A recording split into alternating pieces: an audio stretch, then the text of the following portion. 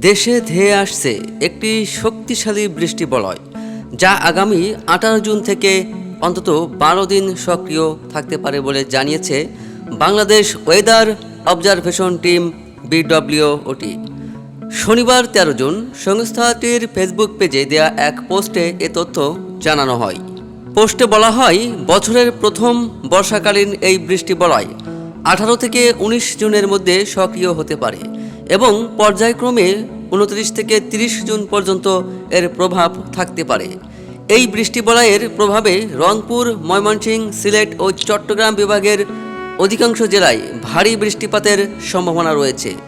BWOT আরও জানায়, এটি বর্ষাকালীন বৃষ্টিবলয় হওয়ায় ঝড় ও বৃষ্টিপাত তুলনামূলকভাবে কম থাকতে পারে, তবে স্বাভাবিক দমকা হাওয়া ও বাতাসের পরিবর্তনশীল প্যাটার্নের কারণে কিছু এলাকায় বিচ্ছিন্নভাবে বজ্রপাত হতে পারে।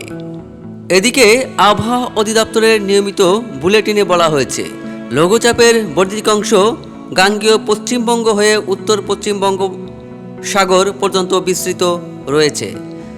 মৌসুমি বায়ু বর্তমানে বাংলাদেশের ওপর মোটামুটি সক্রিয় এবং উত্তর বঙ্গোপসাগরে তা দুর্বল থেকে মাঝারি অবস্থায় রয়েছে।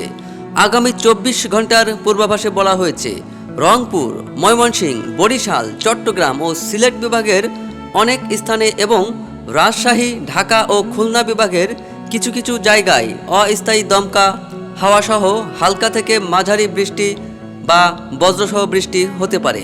কোথাও কোথাও ভারী বর্ষণের সম্ভাবনাও রয়েছে। এ সময় দিনের তাপমাত্রা প্রায় অপরিবর্তিত এবং রাতের তাপমাত্রা সামান্য কমতে পারে।